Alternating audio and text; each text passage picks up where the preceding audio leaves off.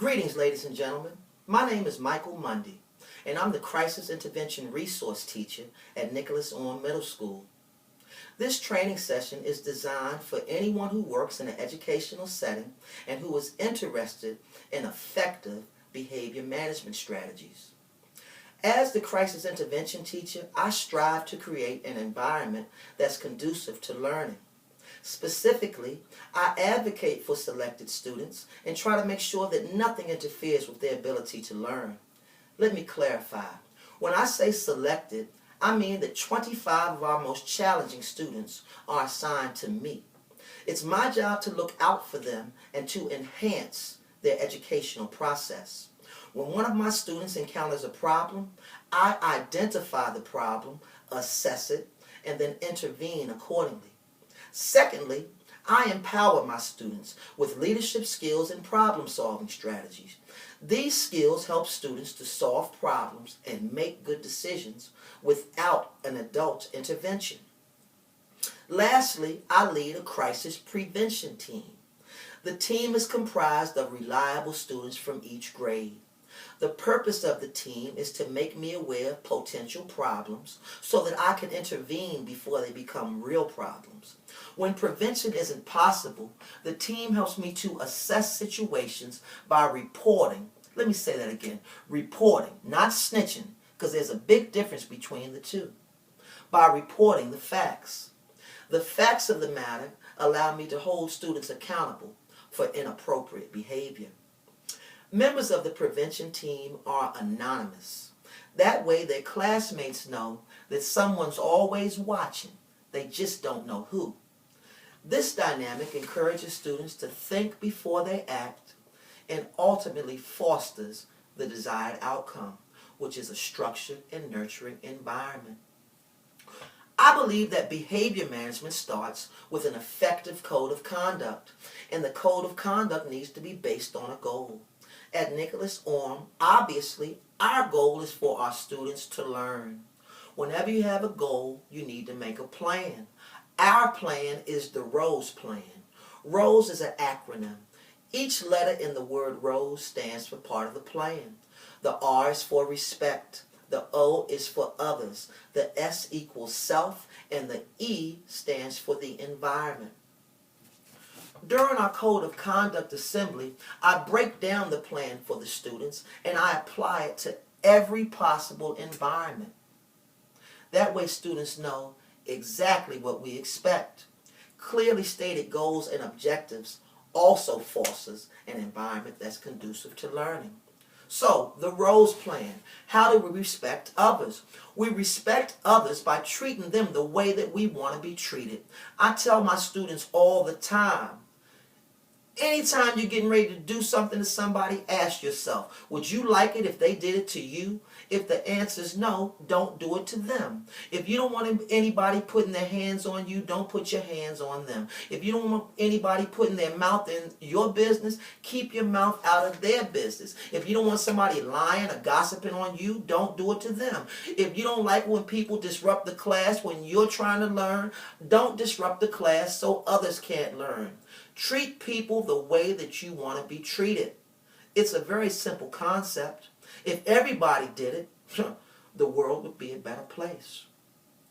Step 2 of our Code of Conduct is to respect yourself. Students respect themselves in school by doing things that help them to learn, because we come to school to learn. At Nicholas Orme, those things consist of the following. I need my students to be on time to class. They need to be prepared when they get there. When the teacher's teaching, they need to pay attention. If they don't understand, they ask questions. If somebody starts tripping, they're going to stay focused. They're going to follow directions. They're going to complete their work. They're going to do their best. They're going to use their time wisely. Students at Nicholas Orme respect themselves in school because they understand the correlation between their education and their future. Lastly, we're going to respect the environment. That's real simple. That means we're going to keep our work area clean. We're going to keep our locker clean. We're going to throw our trash in the can. We're going to take pride in our school by keeping it clean. the roles plan. I can assure you that it's an effective code of conduct. During the Code of Conduct Assembly, I apply the roles to every possible school environment. What's the roles look like in the classroom? How about in the hallway? How about in the restroom? What about the cafeteria, the bus stop, and on the bus to school? I apply the plan to every possible environment. Therefore, they know exactly what we expect. Additionally, during the Code of Conduct Assembly, I convey our behavior modification plan. We all know that some students can't get with the plan. They're not going to follow the roles plan. I want them to clearly understand that we have a plan for them too. And I make sure I convey what will happen if they don't follow the roles plan. After you set the tone with an effective code of conduct, I believe that behavior management is about nurturing, not policing. It's about nurturing your students. I nurture my students by implementing learning activities that foster good decisions. All of my lessons are based on my life's philosophy. I believe that life is about three things: choices, decisions, and consequences. Every single day, from the moment we get up, we have choices to make. Obviously, what we do is our decision. Every decision has a consequence. Good decisions will yield good consequences. Bad decisions will yield bad consequences. I need my students to clearly understand that it only takes one bad decision, just one, to change, ruin, and or end their lives. In order to make good decisions, students need to know who they are and what they're trying to accomplish. They need to have goals. Goal development fosters self-awareness, which allows individuals to reflect and make good choices. With that in mind, the purpose of my first lesson is to introduce the concept of goals and the necessary steps to achieve them in order to foster a sense of purpose. I start the lesson by explaining to students that a goal is something that you want and you're willing to work for. So you can't just want it. You can't just talk about it. You got to be about it. Therefore, whenever there's a goal, you need to make a plan. With that said, the next step of the lesson is to introduce my goal development plan. It consists of 5 simple steps. First, students need to identify a goal. Secondly, they make a plan to achieve that goal. Third, they're going to follow the plan. Fourth, and perhaps the most important step, they're going to evaluate their plan. If their plan is working, they are to keep on working it until they reach their goal. If their plan is not working, that means they've encountered an obstacle. Therefore, they need to modify their plan and work that new plan. Students are instructed to repeat steps 4 and 5 until they find a plan that works and until they've reached their goal. I believe when you're sharing learning activities with students, it's essential, it's crucial that you relate them to real life events. I want my students to understand that I don't teach them anything that I don't use myself. I want them to know that if the plan works for me, it'll work for you. You got to get them to buy into it. And sharing personal experiences helps them to do that. So when it comes to goal development, I put it down like this. All of my students know that I love basketball. I love playing it. I love watching it. I love coaching it. When I was preparing for my senior year in high school, I had a goal in my head. I wanted to be the baddest guard in the city. See, Washington, D.C., the Washington, D.C. area is a hotbed for high school basketball. And being the best guard in town, that meant a lot. That was my goal. So with that in mind, I went to my older brother, Jim, and I asked him, what can I do to make that happen? Jim was a good source of information. Because, see, when he was in high school, he was chosen first team All-Met in football and first team All-Met in basketball. So I knew he could tell me how to get it done. He thought for a minute, then he told me, in no uncertain terms, to be the baddest guard in town, you need to improve your outside shot. You need more range on your jumper. Bingo! Step 1. I have identified my goal. My goal is to improve my jump shot. So I proceed to step 2. Now I got to make a plan to achieve it. It's summertime, it's hot outside during the day. I know to improve my jumper, I got to get shots up. So I decide that for 5 days a week, when it gets cool outside in the evening, I'm going to go down to the school, to the court. I identified 5 spots on the court. Corner, foul line extended, top of the key, foul line extended, and corner. And I told myself that I was going to make 20 shots from each of those spots. Not shoot, make 20 shots from each of those spots. 20, 40, 60, 80, 100. And then I was going to come back around and do it again. So that would be 200 shots a day. I was going to do it 5 days a week. That means I'm making 1,000 jumpers a week. I knew if I did that, my J would be wet and nobody would be able to guard me. So I had identified my goal and made a plan to achieve it. When Monday evening came, I went down to the court and I stepped to step 3. Work your plan. So I started shooting. 20, 40, 60. Next thing I know, a friend from the neighborhood shows up, John Tomasello. He's riding his bike, and I'm hoping he's going to keep on riding. But he stops. What's up, Mike? Let's play one-on-one. I was like, nah, I'm busy. Fall back. He kept on pressing me. I kept on telling him no. Eventually, he rode off, but he came back about 10 minutes later with 8 other guys from the neighborhood. They all wanted to play a game. There was only one court. It wasn't my court, so I couldn't monopolize it. So I relented, and I agreed to play. So we ran a whole court game. Simply put, for the rest of the week, the same thing happened. Every time I went to the court to get my shots, somebody would show up to play a game. When the weekend came, I evaluated my plan and asked myself, is the plan working? Am I getting my shots up? The answer to both was no. Why? Because I had encountered an obstacle. Now, what I could have done is I could have rationalized and said, okay, well, you know what? I'll just get my shots up during the game. No, I didn't want to do that. I modified my plan and made a new plan. I decided that since I can't shoot during the day because of the sun in the sky, and since I can't shoot in the evening because of the guys on the court, I'm going to beat them both to the punch. I'm going to get up early and shoot before it gets hot outside. So I told my father, when you get up to go to work on Monday, wake me up. He did so. I went to the court and I started shooting. I banged 20, 40, 60, 80, 100.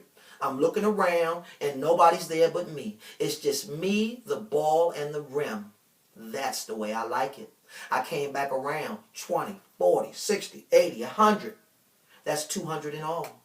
I did the same day every day of the week. And on top of that, in the evening time, when the fellas showed up at the court, I went back down there and played whole court with them. So when I evaluated my plan, I realized, yeah, it's working. So I kept working my plan for the remainder of the summer. In regard to my original goal, I've never been one to blow my own horn, and I refuse to engage in braggadocio. So I'll just put it like this. After my senior year, I had several scholarship offers. Eventually, I matriculated at the University of Massachusetts on a basketball scholarship. I played ball up UMass. I had a great experience. I still play ball today. I love the game. The purpose of this lesson is to give students a sense of purpose. I want them to understand that if the plan works for me, it'll work for you. With a sense of purpose, they're not going to make that mistake. I know you've all heard the saying, if you don't stand for something, you'll fall for anything. Their goal and their plan is what they stand for. After I've given students a sense of purpose, I move on to the second lesson in my curriculum. During this lesson, I introduce students to the dangers and consequences associated with anger. I make sure that they understand that anger is only one letter short of danger. Do I think that's a coincidence? Nope. I think somebody's trying to give us a hint. As always, I start my lesson by conveying my life's philosophy. I tell them life is about 3 things: choices, decisions, and consequences. It only takes one bad decision to change, ruin, or end your life. I want my students to clearly understand that their feelings have a profound effect on the decisions that they make. Studies show, this is empirical evidence, studies show that when individuals are mad, it affects their brain. Their brain slows down. It's not working properly. So when you're mad, you're not thinking straight.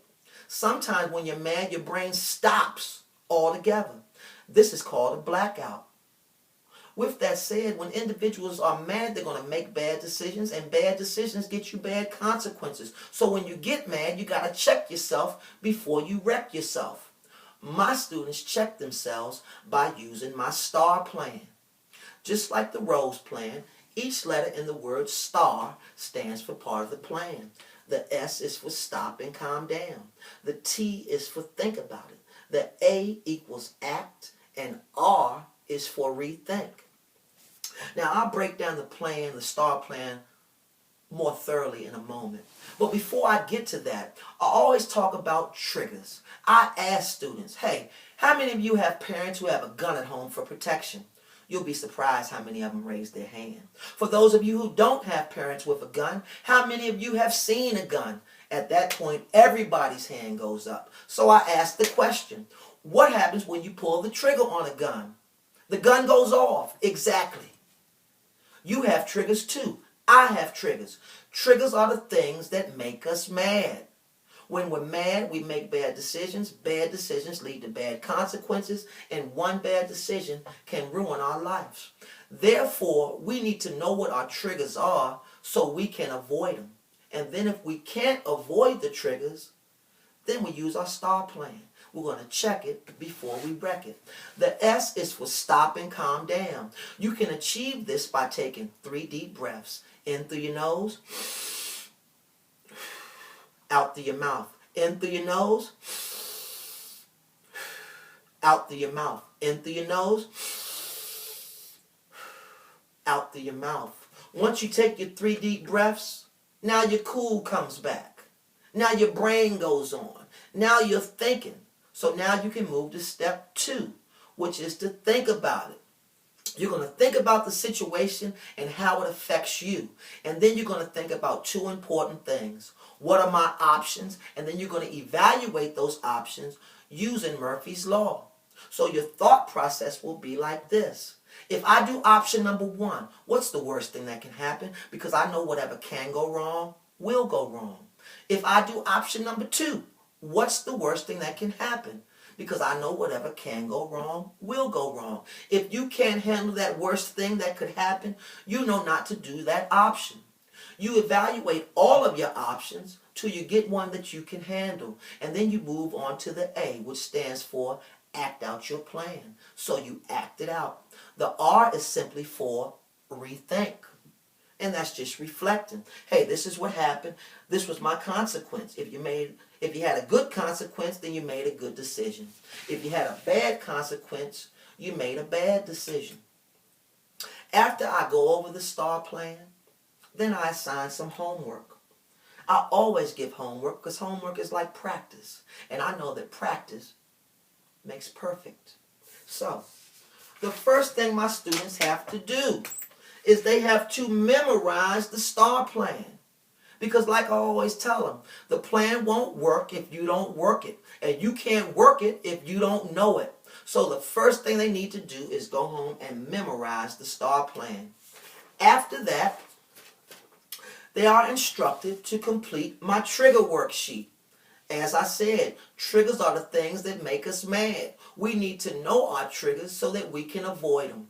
Now, I've been a professional school counselor for almost 10 years. In that time, I've become familiar with common triggers. So I list those common triggers right here for the students. I encourage them to look at the list and consider those things. But most importantly, I want them to go home and think of a normal day at school. And for them to consider all of the things that make them mad. I want them to list their triggers. When they return to school the next day, we have a meeting. First and foremost, I drill them and I tell them to break down the STAR plan. They got to show me that they know it. If they don't know it, I assign another homework assignment, which entails them memorizing the plan. After that, we go over their trigger worksheet. We talk about their triggers. When possible, I put safeguards in place so that they can avoid their triggers. And they know if they can't avoid it, then all they have to do is use the STAR plan. The STAR plan is my anger management technique. Once students incorporate the STAR plan into their lifestyle, they'll be able to avoid those impulsive decisions that are caused by anger. And that in itself will foster an environment that's conducive to learning. After the STAR plan, I move on to my decision-making plan. As you know, my philosophy is that it's all about choices, decisions, and consequences. I tell my students, I wouldn't be a good counselor, and I pride myself on being a good counselor. I wouldn't be a good counselor if I didn't give you a plan to help you make good decisions. Because the fact of the matter is, each of you will determine your own destiny by the decisions that you make. With that in mind, my next lesson deals with decision making, and the name of my plan is the ideal plan. Just like the Rose plan and the STAR plan, each letter in the word ideal stands for part of my plan. The I stands for identify the situation. You got to ask yourself, what's the problem? What's the issue? How does it affect me? Then you move to the D. D stands for describe everything that can be done. You're going to describe everything that you can do to solve that problem. Or you're going to describe everything you can do to address that issue. Those things that you can do are your options. So for the D, you're describing your options. Then you move to the E in the ideal plan. The E stands for evaluate what might happen. So you're going to evaluate what will happen by using Murphy's Law. I love Murphy's Law. It's a big part of my counseling curriculum. As you know, Murphy's Law states that whatever can go wrong will go wrong. So the thought process is the same as the one they used in the STAR plan. If I do option number 1, what's the worst thing that can happen? Because whatever can go wrong will go wrong. If I do option number 2, what's the worst thing that can happen? Because whatever can go wrong will go wrong. You get the picture. They evaluate all of their options using Murphy's Law. When they get an option they can handle, they move on to the A and act it out. And the L is to learn from your decision. I think that the ideal plan is probably, if not the most, it's definitely one of my most effective interventions. After I go over the importance of making good decisions, once again, I assign homework because practice makes perfect. Step 1, they got to go home and memorize the plan because the plan won't work if you don't work it. And you can't work it if you don't know it. So they go home and memorize the ideal plan. Additionally, I provide them with an ideal situation. I have dozens of these.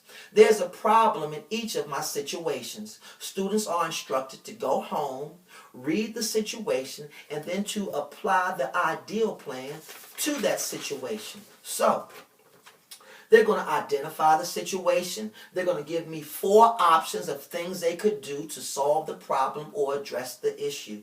Then they're going to evaluate those options using Murphy's Law. And then under evaluate, they're going to write those worst things. So if I do option number 1, what's the worst thing that can happen? Because whatever can go wrong will go wrong. Whatever that worst thing is, they write that under number 1. They do the same thing for number 2, number 3, and number 4. And then they look at those worst things and pick the one they can handle, and they move on to the A. After that, they act it out and learn from your decision.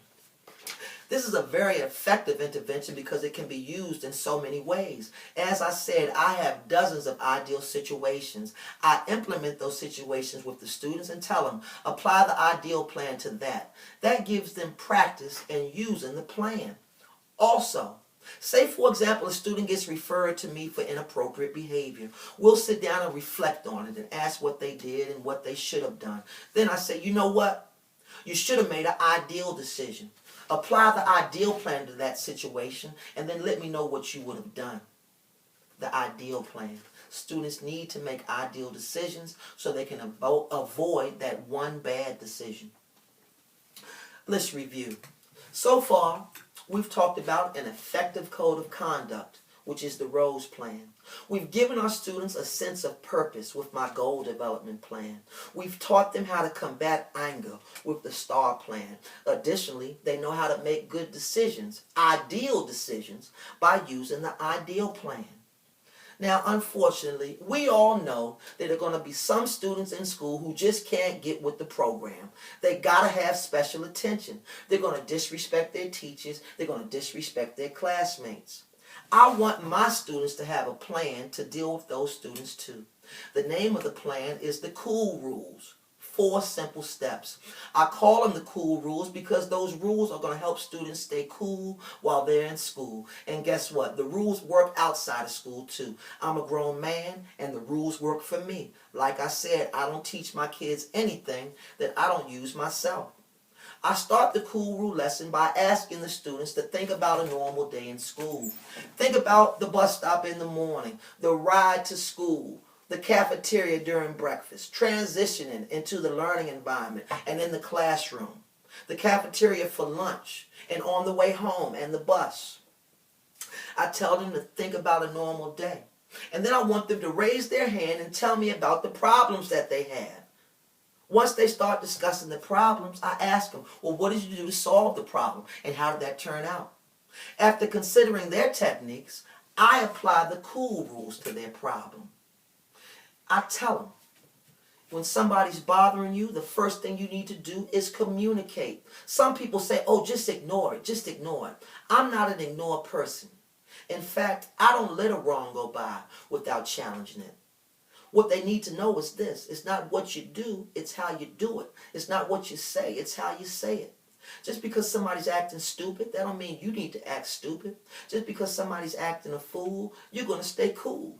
You're going to use your COOL rules. And step 1 is to communicate. So you're going to communicate real cool. You're not hollering. You're not acting all hyped up like you want to fight. You're simply going to say, stop. I don't play that way. Stop. I don't work that way. Leave me alone. Back up off me. You're doing too much. Communicate. Let them know that you don't like what they're doing. Step 2. If you communicate and they keep bothering you, step 2 is to walk away. Just step off. That doesn't mean that you're scared of them. That just means that you're coming to school to learn and you don't want any problems. If you walk away and they follow you, now you know that they're really trying to have a problem. At that point, you move to step 3 of the COOL rules, which is to play or work near a teacher. Most of the time, if you're near a teacher, people aren't going to bring drama your way. And if they do, the teacher will intervene and diffuse the situation. If they bring drama and come messing with you while you're near the teacher and the teacher doesn't see, then you go to step 4 and ask the teacher for help. 4 simple steps to solve your problems. Communicate, walk away, go near the teacher, and ask for help. After I go over the COOL rules and I give them the 4 steps, I remind them and I let them know, hey, there's 2 times when the COOL rules will not work. The first time, if somebody's having a problem with you, you communicate, they don't listen. You walk away, they follow you. You're trying to do step 3. You're looking for an adult to go near, but there are no adults around. There's nobody there to help you. This person's in your face. They put their hands on you. They're trying to hurt you. Put it like this. If somebody punches you in the face, I don't expect my students to say, stop, I don't want to play that way. At some point, you have to defend yourself. But, and I tell my students just like this, don't get it twisted. I don't condone violence. I don't want you to fight. I want you to use your COOL rules. If there's nobody there to help you, defending yourself is the last resort. The second time during which the COOL rules will not work, we're talking about private parts. If someone touches your private parts, or wants to see your private parts, or wants you to touch and or see theirs, that's not a COOL rule moment. That's a moment to tell an adult immediately. We're talking about behavior management and creating a structured and nurturing environment. If you use the ROSE plan, which is an effective code of conduct, you teach students how to manage their anger by using the STAR plan. You give them a sense of purpose with my goal development plan. You give them a decision-making plan and encourage them to make ideal decisions, and then you teach them how to solve their problems using the COOL rules. If you do that, I'm pretty sure that all of the students in the school will feel comfortable, and therefore they'll be able to learn. The fact of the matter is, I have a plan for almost anything that a student will encounter. In addition to my goal development plan, my anger management plan, my decision-making plan, and my problem-solving plan, I have a plan to help students deal with peer pressure. It's called personal power. I have a plan for dealing with bullies. I have a plan for helping students make friends. I have a drug and alcohol awareness lesson. Additionally, I have a plan that distinguishes the difference between snitching and reporting. I wrote a book. It's called Fast Break Counseling. It's a straight-to-the-point guide for the elementary school counselor. I'm certain that my counseling curriculum is effective. I know that it's working for me at my school. If you have any questions and or concerns about my curriculum, you can contact me at michael.mundy, M-U-N-D-Y, at pgcps.org. Your consideration is greatly appreciated, and thank you for your time.